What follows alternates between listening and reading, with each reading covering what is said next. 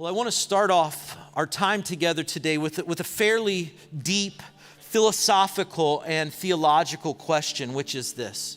At all of our campuses, raise your hand if you love pumpkin pie. Oh yes, all over the place. Yeah, I love pumpkin pie. I can't tell you how much I love pumpkin pie. I am like a cat with catnip when it comes to pumpkin pie.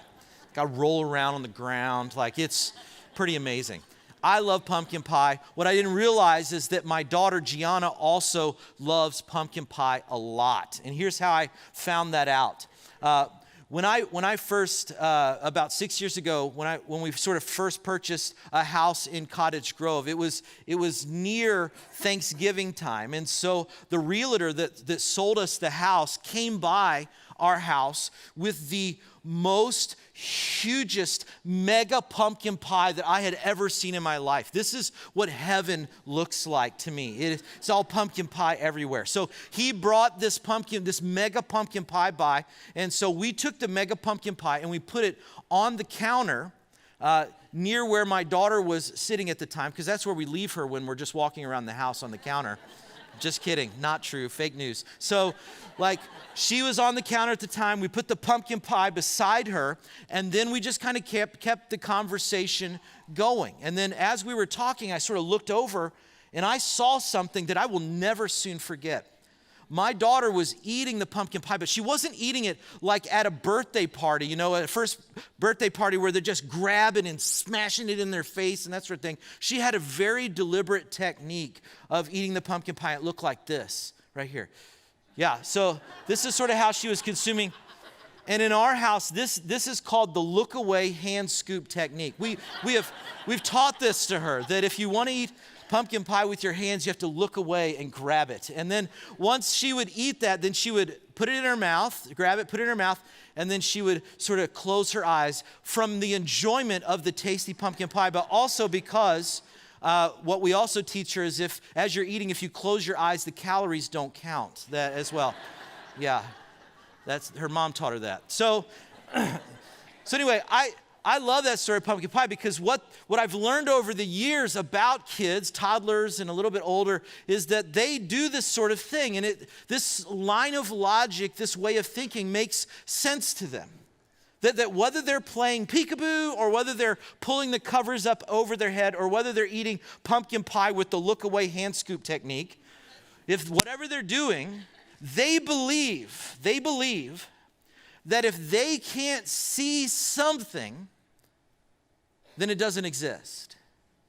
The studies are being done right now about this. I looked them up the last couple of weeks. There's lots of research being done about why this is the case, but it is the case. And they think this way, that if they don't look at something, then whatever that is invisible, or it sort of miraculously disappears. That they think that if they can't see it, or if they don't look at it, then it doesn't exist.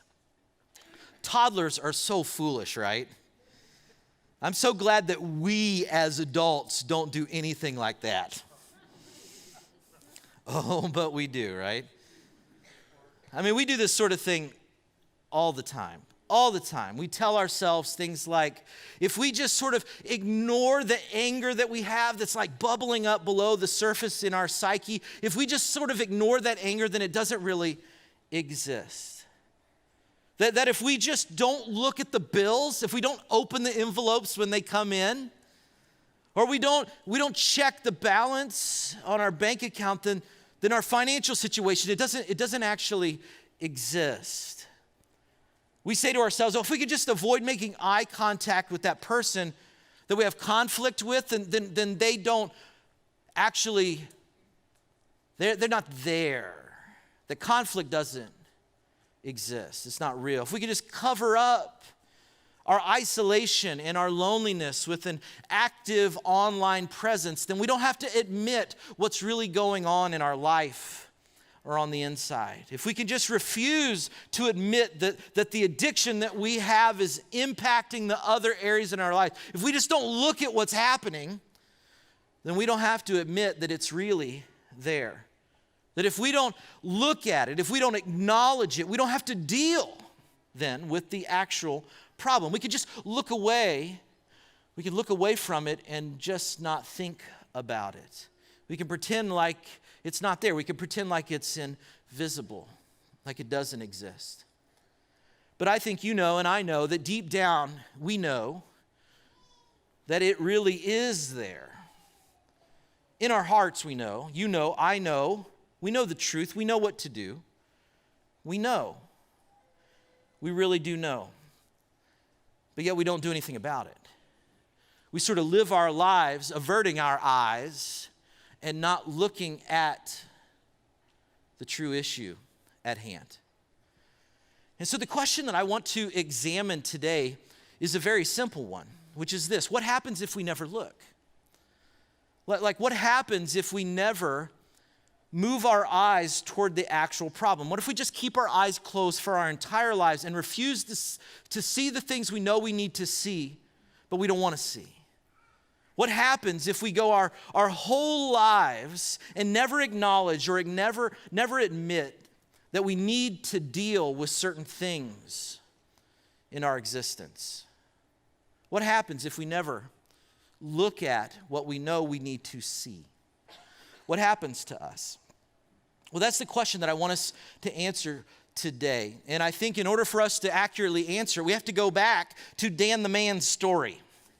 Now, if you're new with us, we've been in this series called Dan's Dilemma, where we've been looking at a Bible character named Daniel, who had a number of dilemmas in his life. And so we've been looking at lessons throughout this book in order to sort of educate us and inspire us and encourage us in our own journey to deal with our own dilemmas. And so we want to go back to that story today. So if you would grab your Bible, whether it's a fake Bible on your phone or a real Bible in your lap. I'm just kidding, just jokey. So totally kidding. So grab a Bible. If you're not normally a Bible grabber, grab one anyway and look at this text, because I want you to see sort of the storyline. I want you to see how this story develops, because what's interesting about this particular story today is that it's not really about Daniel. Like, this book is about his journey, but this particular passage, this particular chapter has another sort of main character, and we're going to look at him today. So Daniel chapter 5, the scene we're walking into isn't really a high point in Daniel's life or his career. It's not a high point for him. It's not a high point for the country that he's held captive in, which is called Babylon. And in this chapter, what we're going to see is that Nebuchadnezzar, who was sort of the king that made Daniel the prime minister at the time, this King Nebuchadnezzar, he's been dead for a number of years. And now there's another king that's taken over. And the new king's name is Belshazzar. And so when we see Belshazzar, the very first scene we see him in is not him as a king winning some sort of battle. It's not him as a king conquering some nation. We see Belshazzar not as a king issuing edicts to his people. What we see Belshazzar doing in this very first scene is partying like a rock star. No joke. In fact, in the very first 4 verses, there's one word that gets repeated 5 times so that you can know what this party is really all about. So see if you can figure out what that repeated word is. So Daniel chapter 5, verse 1 starts like this. It says, "Many years later, after King Nebuchadnezzar, King Belshazzar gave a great feast for 1,000 of his nobles, and he drank wine with them. While Belshazzar was drinking the wine, he gave orders to bring in the gold and silver cups from his predecessor, King Nebuchadnezzar, had taken from the temple in Jerusalem. He wanted to drink from them with his nobles, his wives, and his concubines. So they brought these gold cups taken from the temple, the house of God in Jerusalem, and the king and his nobles and his wives and his concubines drank from them. While they drank from them, they praised their idols made of gold, silver, bronze, iron, wood, and stone." Anybody notice a theme here? I'm assuming from the text that at this party there was a little bit of drinking going on. In fact, what's interesting is if you dig a little deeper into this particular text, what you find is that the writer of this is actually using restrained language to describe what's happening at this party. He's using sort of restrained language. He doesn't really want to say what's actually happening. But the writer makes it very clear that Belshazzar is giving free rein to any and every appetite that he has, that he wants to indulge in. And he's inviting everybody else around him to do the exact same thing. So what Belshazzar does in this moment is he decides to take his debauchery and his depravity to a whole nother level. And so in the midst of this, he remembers the goblets that the previous king, King Nebuchadnezzar, brought back many decades earlier when he captured Israel. Now, what's interesting about these goblets, these cups, is that they weren't ordinary cups. They were the most special cups for the Israelites, for the temple, because that's where they lived. These were the sacred cups of worship in the temple in Jerusalem. Now, you and I are like, well, big deal. What's that about? I mean, it doesn't sound like that's that big a deal. So I wanted to sort of maybe create a scenario for all of us that would give us something comparable, that we could maybe see what Belshazzar was trying to say with drinking from these cups. And so this is what I think it would parallel to some degree for us today. It would be like if somebody broke into the church here and stole the communion trays from Crossroads in order to use them to hold Jell-O shots at a party they were having so that everybody could get drunk and have sex with each other. Not exactly the same, but similar concept. And this wasn't done by accident or frivolously. To do something like this makes a very clear statement about what you think when you think about God. In fact, it makes a very clear statement about how little you think about God.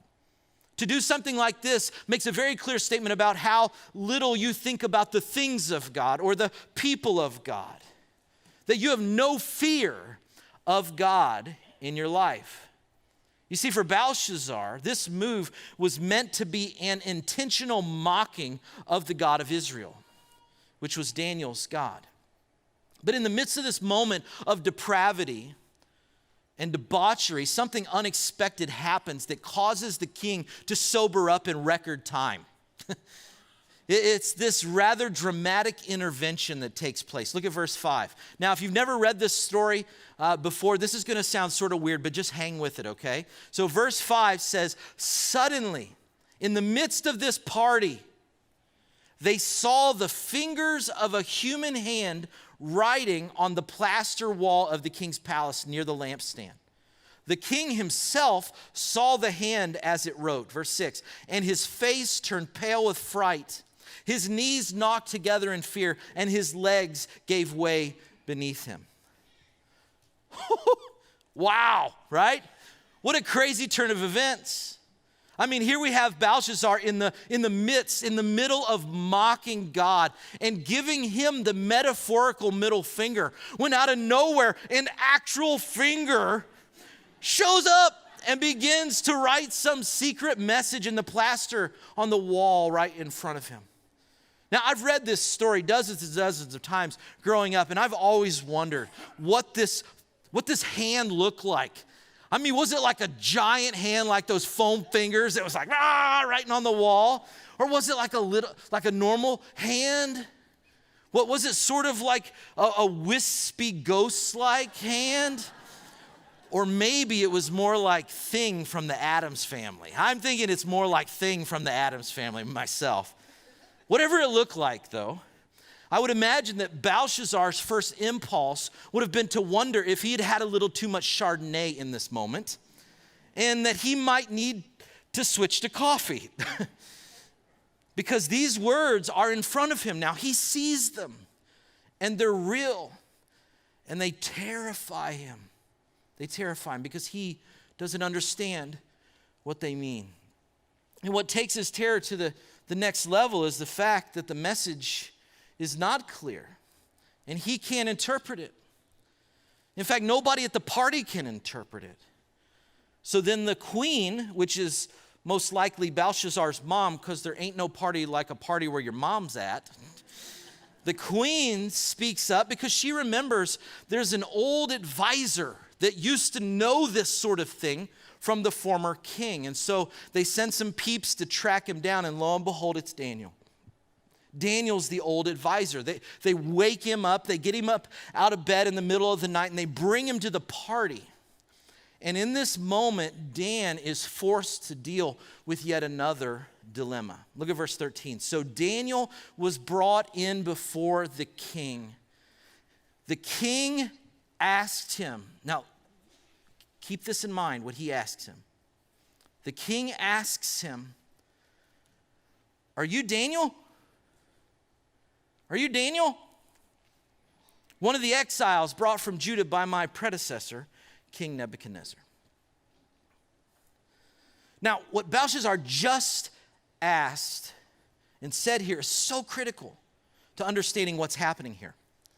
Because if you were here for the beginning of the series, or you've ever read the beginning of the book of Daniel, what you get to see is that at the beginning of the book, Daniel is a young guy. He's a young man. And at this point in the story, this chapter 5 with Belshazzar, at this point, over 60 years has passed from the beginning of the story until now. So Daniel is now an old man, older man. Let's say older man. He's moving very slowly these days. His hair and his beard are gray by now. And just so you know, you need to know this, gray hair, according to the Bible, is not a sign of weakness. Because I see how some of you look at me now.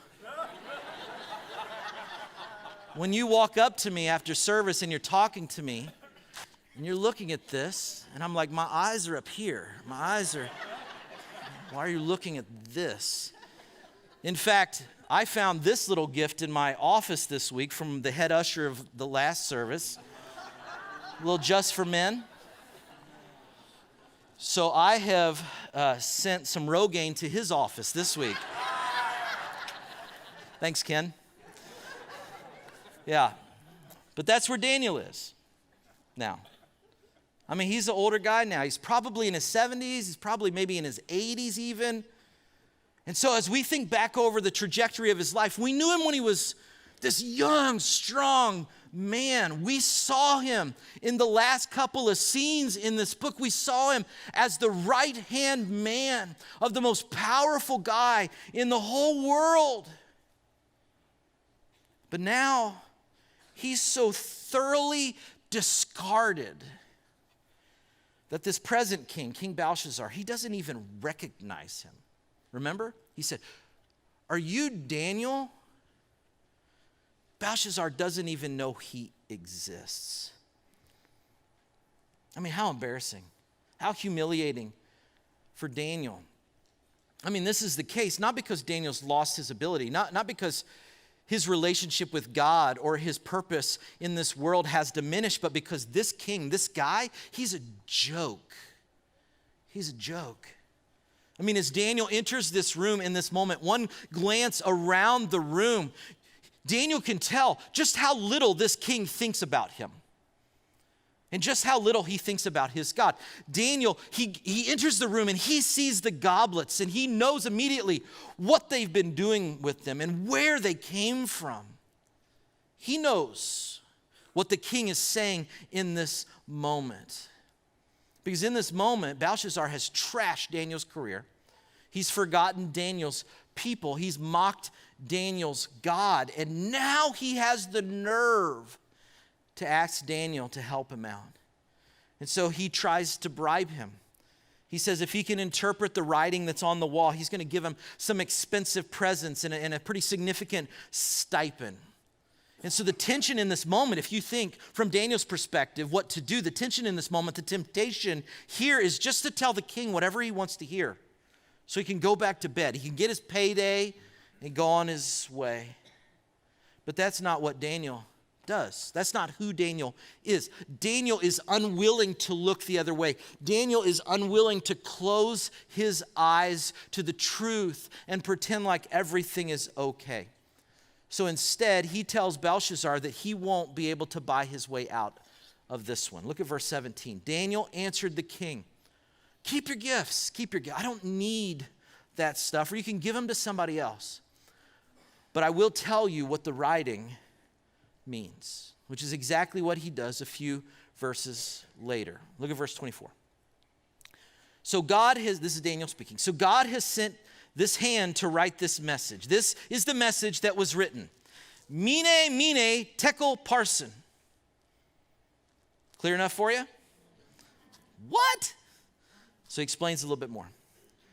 This is what these words mean. Mene means numbered, because Belshazzar, God has numbered the days of your reign and brought it to an end. Tekel means weighed. You've been weighed on the balances and have not measured up. Parsin means divided. Your kingdom has been divided and given to the Medes and the Persians. Now that clears it up, right? I mean, this is pretty weird, what God wrote on this wall. And there are so many layers to each of these words. We don't have time to explore them all. I wish I could. But to summarize what God was telling Belshazzar in this moment, it's crystal clear. Belshazzar knows what it means. Daniel knows what it means. And what God is saying to him is simply this: you're doomed. You're done. It's finished. You're over. Not just your reign, but you are over, because you're going to die. Whew. I mean, what an intense moment that Daniel is in the midst of, that Belshazzar is experiencing. And as I've read this over in preparation for this message, I kept coming to this point and stopping and thinking to myself, what a tragedy. What a tragedy. I mean, this is the king living the life that so many people want to live. And a life without boundaries, a life without restrictions, an unfiltered life. Belshazzar is living that life, and he dies in the midst of it. It sounds terrible. The more I thought about it, though, I thought this is actually an opportunity. What God did for Belshazzar in this moment, it isn't completely tragic. It's tragic in the sense that it's such a waste. But it's an opportunity in the sense that it doesn't have to be. Because what God did for Belshazzar is he told him a truth that applies to every single one of us. That you're going to die. You and I are going to die. Belshazzar died. That very night, Belshazzar, the king, was killed. He died. And the handwriting on the wall that applied to him is the same handwriting on the wall that applies to us. That we're going to die as well. It may not be as swift, but we will inevitably die. In fact, USA Today reported that the newest stats just came in, and they're completely shocking, that 1 out of every 1 people eventually die. Shocking. What? I know. So the question is, this is the reality. What would you do if you were Belshazzar? Rather, what would you do differently if you were Belshazzar? In fact, here's the question of today. How would you live if all of a sudden you found out, just like Belshazzar did, that you had only a short time left on the earth? In other words, just like King B, if you knew you weren't guaranteed tomorrow, what would you start doing differently today? What would you do? If you only had a short time left on this planet, in Belshazzar's case, it was 24 hours. What would you do? What would you do differently today if you knew tomorrow wasn't guaranteed? You see, I think that's the lesson that we need to take from Belshazzar's life. And the reality is, you probably have more than 24 hours left to live. Even I, at the seasoned age of 41 probably have more than one day. But the key word in all of that is probably. Probably. We probably have more than one day left to live. But the truth is we really don't know. Now, I know this sort of all sounds very creepy and morbid, right? Honey, why did we come to church today? This is why we stopped coming to church when James is preaching. Winter is really getting to him. We should send him on a month-long Caribbean cruise to help him out. Yes, I agree. Can do that. But here's the deal. That wasn't my handwriting on the wall. I didn't create that scenario.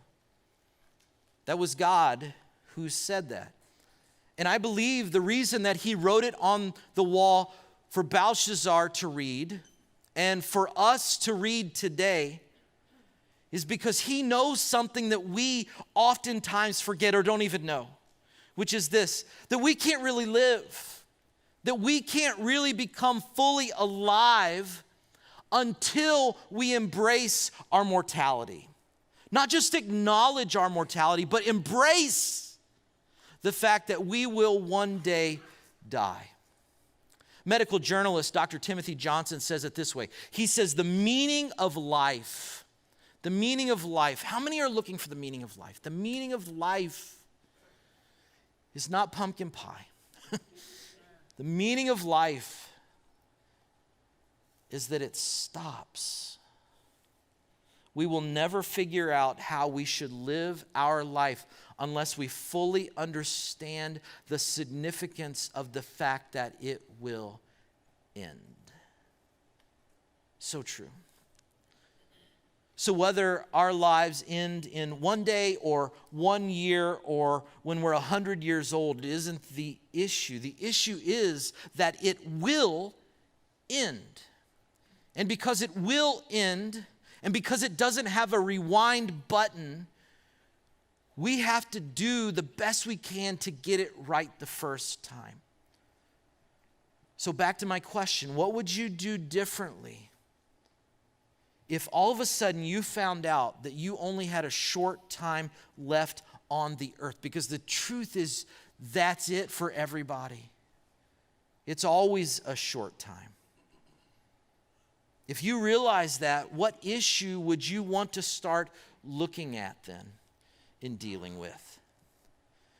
If you realize you had a short time, what would you start doing differently today? What issues would you take your hands off of your eyes? What issue would you turn and look toward and begin to solve around you?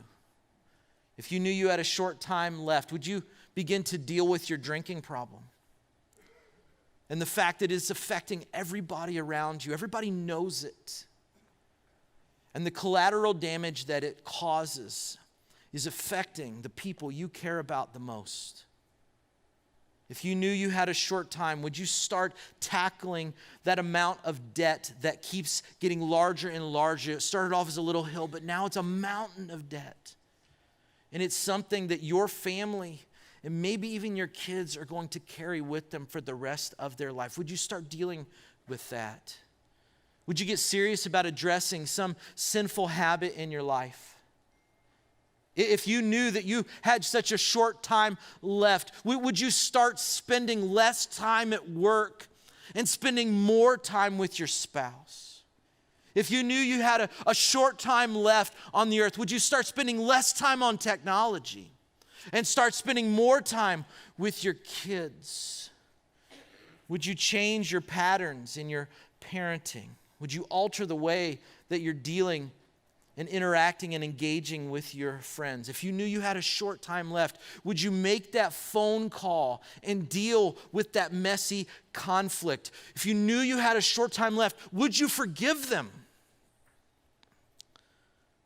Or would you ask for their forgiveness? If you had just a short time left, what would you do differently than what you're doing right now? Because the reality is that it's not an issue of time. It's not an issue of just waiting it out, hoping that it will resolve. In order to do this sort of thing, it requires intentionality. In closing, let me just share the story from an author that I really respect named Max De Pree. He's a leadership author, was a CEO of a company. And he told this story about his dad. His dad, when he was about 100 years old, he was 98 at the time, and he broke his leg and required surgery. And as far as Max knew about his dad, this was the first time his dad had ever been to the hospital, 98 years old. And so his dad had the surgery for his broken leg, and he was in the hospital. A couple days later, Max gets a call, and they told him that his dad was sitting in a chair, and he wouldn't get in the bed. There were 4 nurses around him trying to convince him to do that, and the nurses told Max on the phone, your dad won't get in the bed. He's exhausted. He needs to sleep, but he won't leave his chair. So Max gets in his car. He drives to the hospital, and he sees his dad, who's still in the chair, and he says, Dad, how you doing? How you doing? And his dad said, I'm tired. I'm so tired. 98 years old after surgery. And he said to him, how long you been sitting in this chair? His dad said, a couple hours. The nurses are telling me that you won't go in the bed. Well, why won't you get in the bed? He's like, yeah, that's right. I'm not going in the bed. Why not? And Max's dad said this, the minute that I get in that bed, I'm going to die. Well, then Max said, there's no hurry here, Dad. Let's just sit and talk a while. And that's what they did. They talked a while. And so after a while, Max tried again. Now what do you think, Dad? You ready to go to bed? You want to get in the bed? He said, no. If I get in that bed, I am going to die. 4 times throughout their conversation, he tried to get him back in the bed. And finally, Max, exasperated with this conversation, he said, Dad, you've told me for years, that you're ready to die. What's different? Why won't you get in the bed? And Max's dad said, yeah, sure. I told you that. I told you that I'm ready to die. And I'm ready to die. Just not today. I'm ready. Just not today. You see, to me, that story is so telling because what it tells me is that getting ready is not an issue of time. We're never ready unless we prepare to be ready. And so my question to you is, are you ready? Are you ready? Or is there unfinished business that you still need to attend to? Is there still a relationship that's out of whack? Is there still a situation that needs some attention? Is there an email that needs to be sent by you?